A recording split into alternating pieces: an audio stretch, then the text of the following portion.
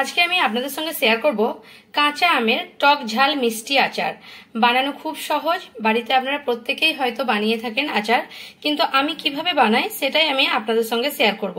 চলুন তাহলে দেরি না করে দেখে নেওয়া যাক আমার আজকের ভিডিওটি। টক ঝাল মিষ্টি আচার বানানোর জন্য আমি এখানে 1.5 কিলো কাঁচা আম কেটে নিয়েছি টুকরো করে, আর এটাকে ভালোভাবে ধুয়ে নিয়েছি।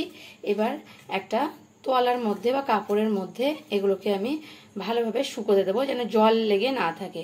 আর একটু ফ্যান চালিয়ে দেবো 1 ঘন্টার জন্য, যাতে করে আমার আমটা ভালোভাবে শুকে যায়, জল যেন না লেগে থাকে গায়ে। এভাবে আমগুলোকে আমি একটু ভালোভাবে একটা কটন কাপড়ের উপর মেলে দিচ্ছি।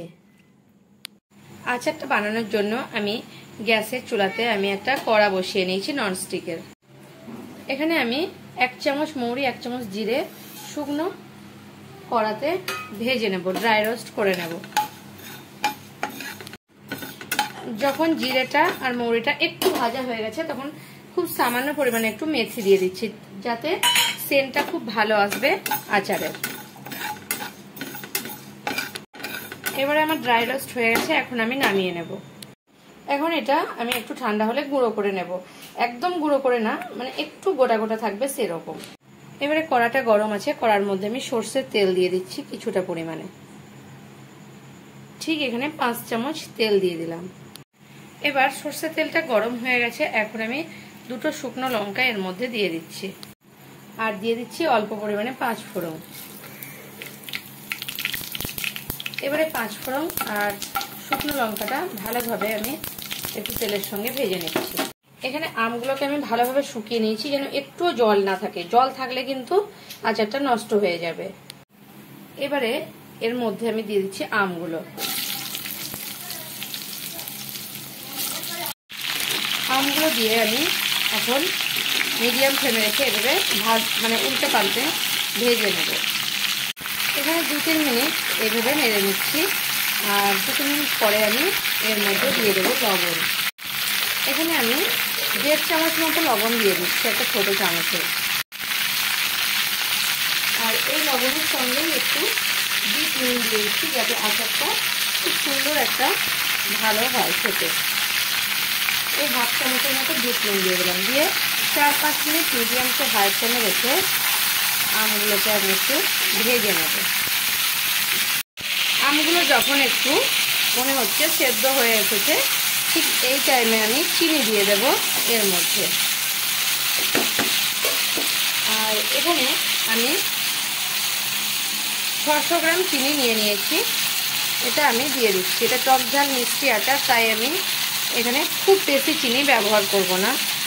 প্রথমে 600 গ্রাম চিনি দিয়ে দিলাম, তারপর এখন এটাকে লো ফ্লেমে রেখে চিনিটাকে একটু গলতে দেব, একটু মিশিয়ে নেব, তারপর একদম লো ফ্লেমে রেখে চিনিটাকে গলিয়ে নেব। এখন আমার চিনিটার রসটা বেরোচ্ছে, এই টাইমে আমি একটু হালকা হলুদ দিয়ে দিচ্ছি, একটু কালারের জন্য। এবারে চিনিটা দেখুন ধীরে ধীরে আমার গলতে শুরু হয়েছে। দেখুন চিনিটা দেওয়ার পর আমি একদম লো ফ্লেমে এটাকে ফুটতে দিয়েছি, আর আমার হয়ে গেছে এখনো 10 মিনিট। আরও আমি 5 মিনিট 7 মিনিট এটাকে ধীরে ধীরে ফুটিয়ে নেব। আর এই রসটা যেন খুব গাঢ় না হয়, তাহলে কিন্তু টাইট হয়ে যাবে যখন ঠান্ডা হবে। এটা দেখবেন যাতে একটা তার অনুভব হয়, আর একটু যেমন সেরা একটু আঠালো হয় সেরকম যেন হয় চিনির সেরাটা, খুব বেশি শক্ত যেন না হয়ে যায়। আর এটাকে আমি এইভাবেই এখন ফুটতে দেব আরও 10 মিনিট, 7 থেকে 10 মিনিট।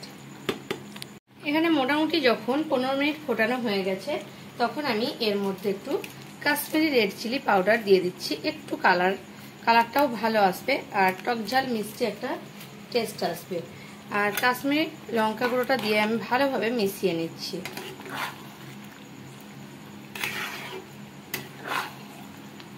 আর এরপরে আচারটা যাতে নষ্ট না হয়, অনেক দিন ধরে সংরক্ষণ করা যায়, সেই কারণে আমি 2 ছিপি ভিনেগার এর মধ্যে দিয়ে দেব, তাহলে আর নষ্ট হবে না। এভাবে একদম লো ফ্লেমে দিয়েছি, আরও আমি এটাকে আরও 2-3 মিনিট ফুটিয়ে নেব। এখানে আমি 2 ছিপি মতো ভিনেগার অ্যাড করছি। এই ভিনেগার, সাদা ভিনেগারটা এখানে আমি অ্যাড করছি,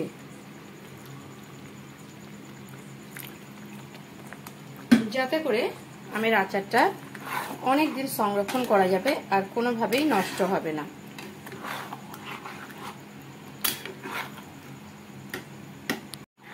দেখুন আচারটা কিন্তু আমার কতটা সুন্দর কালার এসেছে।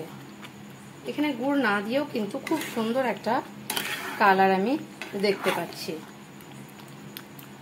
এবারে লাস্টে দিয়ে দেব যে গুঁড়ো মশলাটা আমি রেখেছিলাম তৈরি করে, এই গুঁড়ো মশলাটা আমি দিয়ে দেবো এই আচারের মধ্যে। এবারে এই গুঁড়ো মশলাটা আমি দিয়ে দিচ্ছি। প্রথমে আমি অল্প দিচ্ছি, কারণ খুব বেশি হলে আবার ভালো লাগবে না। আর এই গুঁড়ো মশলাটা দিয়ে কিন্তু আমি আর ফোটাবো না, তাহলে তার সেন্টটা চলে যাবে। এবারে আমি গ্যাসের ফ্লেমটা অফ করে দিচ্ছি, আর আমি এখন এই মশলাটা মিশিয়ে নিচ্ছি। পুরোটাই দিয়ে দেবো, আমার মনে হচ্ছে পুরোটাই লেগে যাবে, তাই আমি পুরোটাই দিয়ে দিলাম।